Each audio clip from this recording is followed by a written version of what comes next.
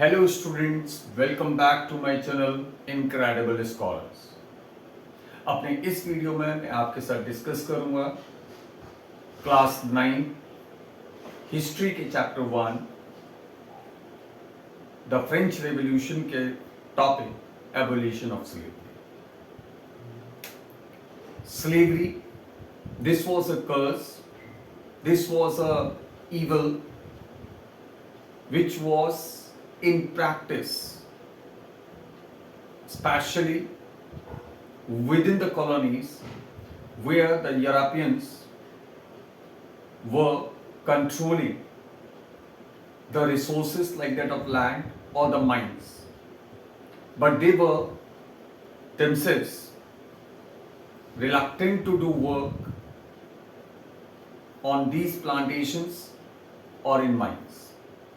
और इसकी वजह से वहां पर क्या था, एक शॉर्टेज ऑफ लेबर था और उस शॉर्टेज ऑफ लेबर को पूरा करने के लिए वो क्या करते थे, स्लेव्स यानी कि वो दासों को, ह्यूमन बीइंग को वो क्या किया करते थे, परचेज किया करते थे. Specially the blacks, the black negroes in Africa, they were to be purchased, उनको परचेज किया जाता था इन प्लांटेशंस पर या माइंस में काम करने के. So what about this practice in France?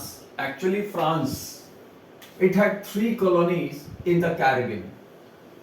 Caribbean islands में फ्रांस की 3 कॉलोनीज थी, मार्टिनिक्यू, ग्वाडेलोप and Saint Domingo.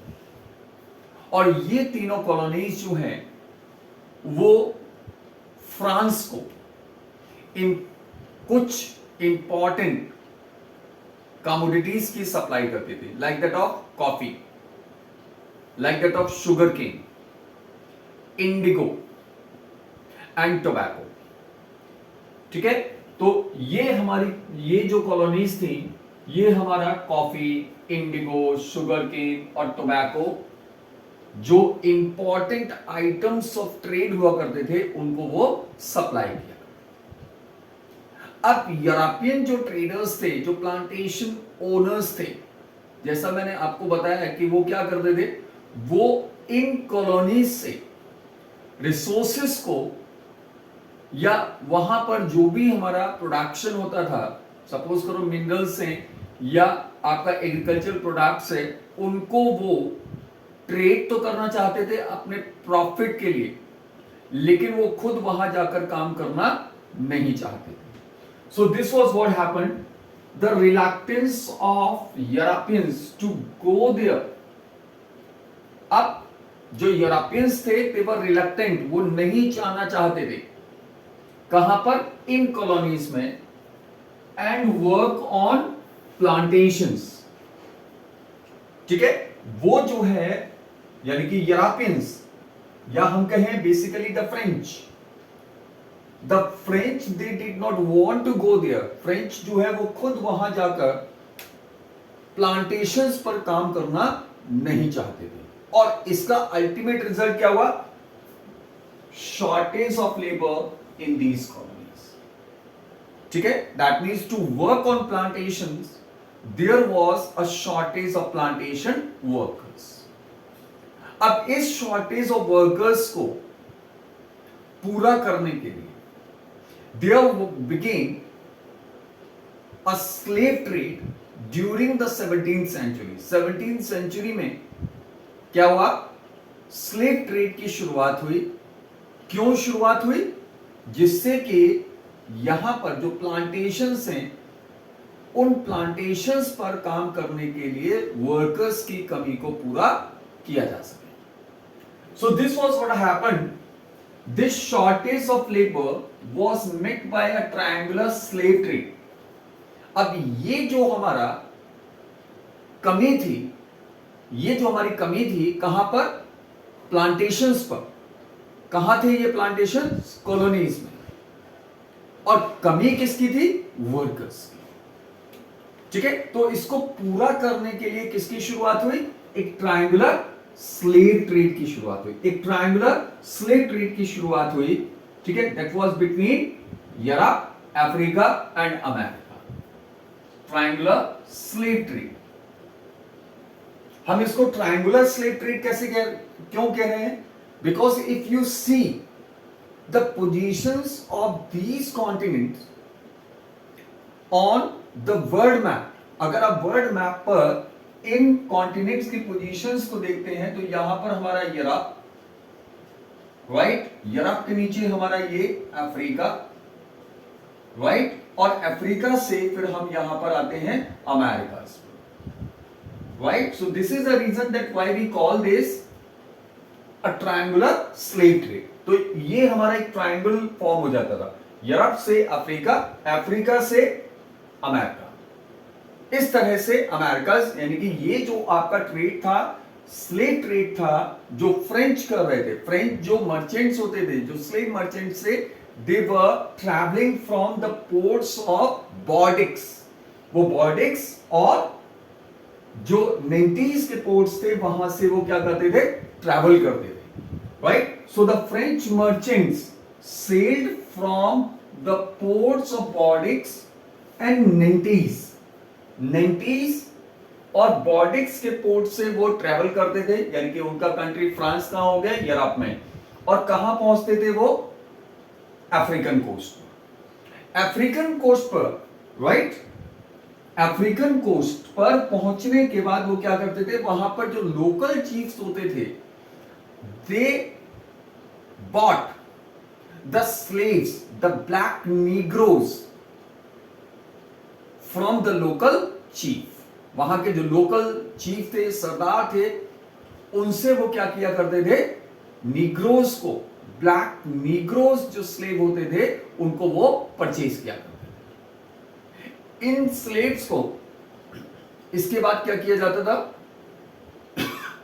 Excuse, in slaves को ब्रांडिंग किया जाता था, यानी कि they were to B branded, और उनको जो है सकल कर दिया जाता था, यानी कि उनको जंजीरों में बांधकर शिप्स पर पैक कर दिया जाता था, and then they were to be, so they were branded, shackled and sent for the 3 months voyage, उनको 3 महीने की लंबी समुद्री यात्रा पर भेज दिया जाता था, अक्रॉस द अटलांटिक, और अटलांटिक से होते हुए वो कहां पहुंचते थे, Caribbean islands. Caribbean island, they are very close, जिनको हम वेस्ट इंडियन आइलैंड्स भी बोलते हैं, वेस्ट इंडीज भी बोलते हैं, तो उनको कैरिबियन आइलैंड्स में भेज दिया जाता था, और वहां पर पहुंचने के बाद जो भी प्लांटेशन ओनर्स होते थे, उनको इन स्लेव्स को क्या कर दिया जाता था, बेच दिया जाता था। सो दिस इज हाउ ये हमारा स्लेव ट्रेड कैरी आउट होता था। जो फ्रेंच मर्चेंट्स होते थे, they were travelling from the ports of Bordeaux and Nantes, reaching to the African coast, right, from there they were purchasing the slaves from the local chiefs, and then these slaves were to be branded, shackled, packed into the ships and sent for a 3-month journey, 3-month voyage across Atlantic to reach the Caribbean. और यहां पर पहुंचने के बाद क्या किया जाता था, उनको प्लांटेशन ओनर्स को सेल कर दिया जाता था।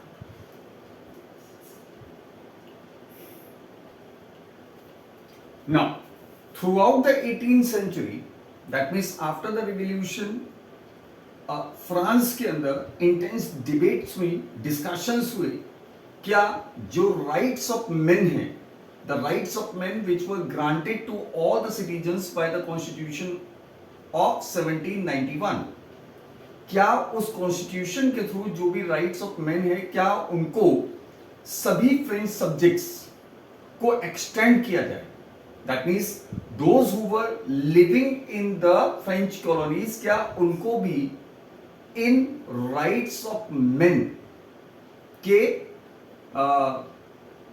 अंदर लाया जाए, यानी कि उनको भी राइट्स दिए जाएं या नहीं दिए जाएं, इसके बारे में डिस्कशंस चल रहे हैं। बट द नेशनल असेंबली, जो वहां की लेजिस्लेचर था, it did not take any step to abolish the slavery, लेकिन नेशनल असेंबली ने इस स्लेवरी को रिमूव करने के लिए, उसको एबोलिश करने के लिए कोई भी स्टेप नहीं लिया, कोई भी लॉ पास नहीं किया।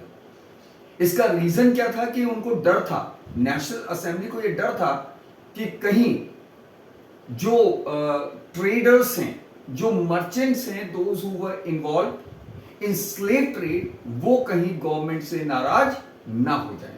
तो उनके इंटरेस्ट को ध्यान में रखते हुए नेशनल असेंबली ने, हालांकि नेशनल असेंबली में बहुत सारे डिबेट्स हुए, डिस्कशंस हुए, ठीक है, कि भाई स्लेवरी को एबोलिश कर दिया जाए, लेकिन उन्होंने ऐसा नहीं किया क्योंकि उनको डर था कि इससे, उनके इस स्टेप से जो मर्चेंट्स हैं, जो स्लेव ट्रेडर्स हैं, उनके इनकम रिड्यूस हो जाएंगी और वो गवर्नमेंट से नाराज हो जाएंगे। इट वॉज इन 1794 में सबसे पहली बार कन्वेंशन ने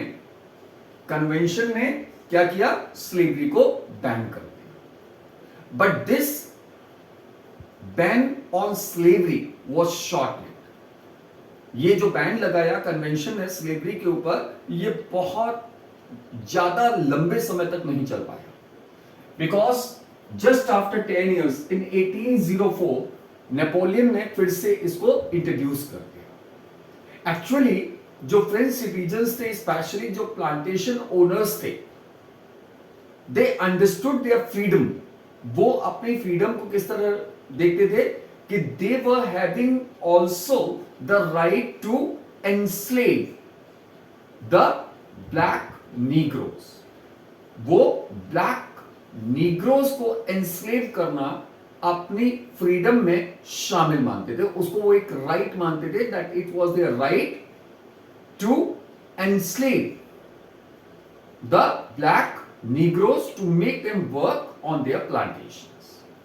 but it was finally abolished in 1848 और फाइनली 1848 में from all the French colonies क्या किया गया, स्लेवरी को खत्म कर दिया गया, उसको एबोलिश कर दिया। So this was how the slavery came to an end in France. Thank you and have a learning day.